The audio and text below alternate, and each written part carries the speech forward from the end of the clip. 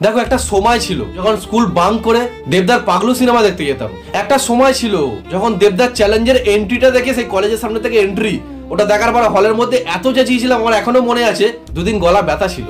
হিরণ যে কথাগুলো বলছে সেটা রাজনীতির ভাষা, এবং তার যদি প্রমাণ থাকে প্রশাসন, ইডি, সিবিআই সব তো ওদেরই। সিবিআই কে দিয়ে আসুক, তারা বসে আছে তথ্য পাওয়ার জন্য। হিরণ আজকের পর থেকে যা ইচ্ছা বলতে। দেখো একটা সময় ছিল যখন হিরণের নবম নন্দিনী দেখেছিলাম, তখন ভেবেছিলাম আমিও কোনোদিন এরকম কোমরে দড়ি বেঁধে গার্লফ্রেন্ডের ঘরে ঢুকবো। প্রধানমন্ত্রী অ্যাপ্রুভ করে দিয়ে যে প্রজেক্ট আপনি আটকে রেখে দিয়েছেন ঘাটাল মাস্টার প্রকল্প। একটা সময় ছিল যখন রচনা ব্যানার্জি কাপড়টাকে হাফ প্যান্টের মতো পরে নিয়ে আমাদেরকে নাচ দেখাতো। একটা সময় ছিল যখন লকেট চ্যাটার্জি দেয়াল ধরে নাচতো আর সেই গানগুলো দেখে মজা পেতাম, আমাদেরও নাচতে ইচ্ছা করতো। একটা সময় ছিল কয়েক বছর আগে আমরা বাংলা সিনেমা দেখার জন্য পাগল ছিলাম, কিন্তু এখন কেন নেই জানো? কারণ এখন সবাই সিনেমা ছেড়ে দিয়ে পলিটিক্সে জয়েন করছে। বলো কি, তুমি সত্যি বলছো? দেব, সোহম, হিরণ, রাজ চক্রবর্তী, মিমি, নুজরাত, লিডিং মোস্ট হিরো বনি, সায়ন্তিকা, লকেট, আবার এখন রচনা পলিটিক্সে ঢুকে গেল। আরো অনেকেই রে ভাই, বলে শেষ করা যাবে না। মানে কি বলবো, মানে কাদের কাদের যে ভোটের টিকিট দেয় কেই জানে। কেউ তৃণমূল থেকে বিজেপিতে আসছে, কেউ বিজেপি থেকে তৃণমূলে যাচ্ছে। মানে এত ঝঞ্ঝাট, এত ঝামেলা শুধু আমাদেরকে ভালো রাখার জন্য। Wake up to reality. চলো ওয়েলকাম টু দিদি নাম্বার 1 পচা ইন্ট্রো মার।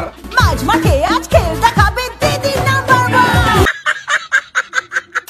যখন এলাম তখন তো দেখলাম অনেক কারখানা হয়েছে, চিমনি থেকে শুধু ধোঁয়াই ধোঁয়া, অন্ধকার রাস্তাঘাট শুধু ধোঁয়া বেরোচ্ছে। না মানে ধোঁয়া বেরোলেই যে কলকারখানার ধোঁয়া, এটার কি গ্যারেন্টি আছে?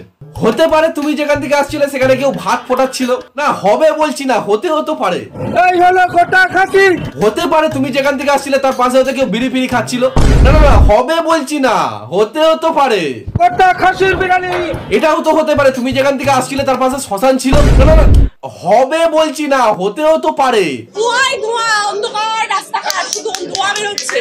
এত কারখানা হয়েছে, তাহলে কি করে বলছেন যে কারখানা হয়নি? ধোঁয়া মানে যে শুধু চিমনির ধোঁয়া? আমাদের দিদি এইটুকু রাজ্য নিয়ে মাতোয়ারা হয়ে বসে আছে, পাগলের মতন ছোটাছুটি করছে, পাগলের মতন ছোটাছুটি করছে। আমরা তো পাগলের মতো কোথাও ছোটাছুটি দৌড়দৌড়ি করতে দেখলাম না তো। এই হলো গোটা খাসি। আর বাই দ্য ওয়ে, তুমি মনে হয় ভুলে গেছো, আমি যতদূর জানি ছেলেদের পাগল বলে আর মেয়েদের পাগলি বলে। পা ভাঙছে, মাথা ভাঙছে, পা ভাঙছে, মাথা ভাঙছে, সবকিছু হয়ে যাচ্ছে। তারপরে পশ্চিম বাংলার জন্য লড়াই করছেন একটা আমাদের একটা ছোট্ট রাজ্যের জন্য। আর আমাদের বিজেপি সরকার একটা এত বড় দেশের একজন এত বড় মাথা, তারা আমাদের পশ্চিম বাংলার জন্য কি ভাবছেন আমাকে একটু বলবেন প্লিজ। ঠিক আছে, হাত জড়ো করতে হবে না, আমি বলছি শোনো। থাক, পরে বলবো, কোথায় আবার ঝামেলা সৃষ্টি হয়ে যাবে।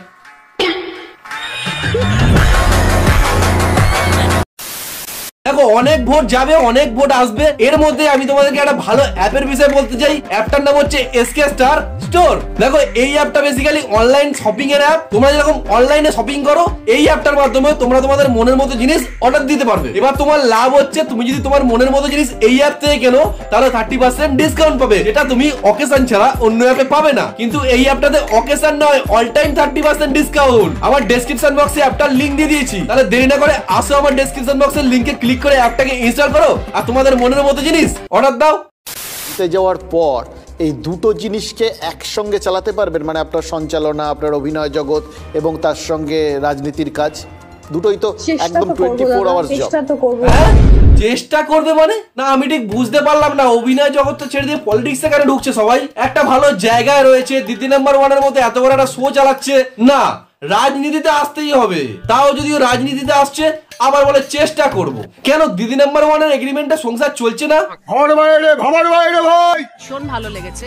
টক দইটা তো অসাধারণ বাবা, আমাদের বাড়িতে তো এরকম টক দই হয়ই না কলকাতাতে। আমরা কি দই হয় কে জানে, ওটা এত ভালো দই এখানকার। আমি তো এবার থেকে দই নিয়ে যাবো ভাবছি ব্যাগে করে করে। দারুণ দারুণ। ভোটের আগে সবকিছু দারুণ লাগে না, সবকিছু খুব ভালো লাগে, কিন্তু জিতে যাওয়ার পরে আর খুঁজে পাওয়া যায় না কেন আমি বুঝতে পারি না। ঘর বাইরে ভাবার বাইরে ভাই। তার মানে কি সিঙ্গুরের মাটি এবং ঘাস, বাচ্চালামদা যা বলতে পারবেন, পরবিদি বলতে পারবেন যে এত এত ঘাস এবং গাছপালায় ভর্তি, আর সেগুলো গরু খাচ্ছে। পেয়ারে বাচ্চা, গরু রচনা এসেছে এক্সামে, মন দিয়ে শোনো, পারলে লিখে রাখো, এক্সাম পেপারে কোশ্চেন আসতে পারে। গরু তো শাক পাতা খেয়েই বড় হয়, এবং সেগুলো খেয়ে হৃষ্টপুষ্ট হচ্ছে।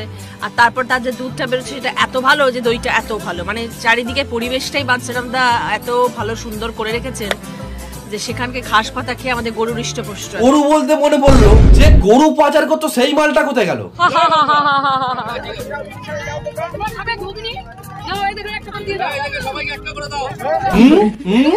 আবার ঘুগনি খাওয়া চলছে। দারুন দারুন, আমার বাড়ি থেকে অনেক ভালো, এখানে সবই ভালো, দুধের দইও ভালো, ঘুগনিও ভালো, সব ভালো। হ্যাঁ, ভোটের আগে তো সব ভালো লাগবে, ভোটের আগে যা খেতে দেবে তাই ভালো, কিন্তু ভোটের পরে একদম নতুন, কোনো অভিজ্ঞতা নেই, কিচ্ছু জানি না, শুধু এইটুকু জানি যে মানুষের সাথে থাকবো, মানুষকে ভালোবাসবো। আমি শুধু খাওয়ার মধ্যে আছি, খাওয়াচ্ছি, শুধু খাওয়াবো না, এটা হতে পারে? এত এই জায়গায় খাওয়া খাই করছো, এক কাজ করো, ভোটের পরে একটা ফুড ব্লগের চ্যানেল খুলে নিও। ফুড ব্লগ বলতে মনে পড়লো, আজকাল যেখানেই কিছু খাবার ট্রেন্ডিং এ উঠছে, সেখানে ফুড ব্লগার গুলো মাছির মতো ভ্যান ভ্যান করতে করতে চলে যাচ্ছে। কি রে ভাই, এই হলো গোটা খাসি। আরে মুড়িটা নিয়ে এসে যাও, খাবে যাও, সামনে আসো, বসে পড়ো। দেখো এখানে দিদি নাম্বার 1 এর অন স্পট অডিশন হয়ে গেল। এই শোটা এবার তোমরা 15বার জি বাংলায় দেখতে পাবে। গরম লাগছে ঠিকই, বাট ওই আর কি, খাওয়া দাওয়া ঠিকঠাক করছি, একটু ফল টল খাচ্ছি, একটু ডাবের জল খাচ্ছি। ও 2 মাসের জন্য অত ভাবলে হবে না, 2 মাস পরে আবার সব যত্ন নেবো। এত সত্যি কথা কেউ বলে? 2 মাস পরে ভোটে জিতে যাওয়ার পরে তখন নিজের যত্ন নেবে, তখন আম জনতার কি হচ্ছে সেটা দেখতে আসবে না। দেখো আমার কাছে একটা কথা হচ্ছে, এই আর্টিস্ট গুলোই কেন ভোটের টিকিট পাচ্ছে? কেন ভোটে দাঁড়ানোর জন্য এই আর্টিস্ট গুলো ছাড়া আর কেউ নেই? বেছে বেছে আর্টিস্ট গুলোই কেন ভোটে দাঁড়াচ্ছে? এটা একটু ভাবার বিষয় না? ভাবো, একটু ঠান্ডা মাইন্ডে ভাবো, মাথায় কি আসছে একটু কমেন্ট করে জানাও। মেয়ে, আমরা মহিলা, আমরা নারী, তাহলে আমি এতদিন ধরে কি বলে এলাম 14 বছর ধরে দিদি নাম্বার মানে মঞ্চে, যে আমরা নারী, আমরা যা চাইবো তাই করতে পারবো। চলো মেনে নিলাম যে তোমরা নারী, তোমরা যা চাও তাই করতে পারো, ভোটে যদি জিতে যাও মানুষের সেবা করবে তো? রাধলেন লকেট আর বাড়লেন রচনা। কি অবস্থা রে ভাই, ভোটে জিতার জন্য একজন হালাই করার মতো রান্না বান্না করছে, একজন ক্যাটারিং এর মতো লোককে পরিবেশন করছে। এই হলো গোটা খাসি। যাই হোক ভাই, ভিডিও শেষে আমি একটা কথা বলতে চাই, আমি কোনো পলিটিক্যাল পার্টির জন্য ভিডিওটা বানাইনি ভাই, ভিডিওটা জাস্ট মজার উদ্দেশ্যে বানিয়েছি। এরপরে যদি আমার ভিডিও না আসে ভাববে আমি জেলে। হ্যাঁ, আমার জেলে পেলে ঢুকিয়ে দিলে প্লিজ কেউ ছাড়াতে আসবে। হ্যাঁ,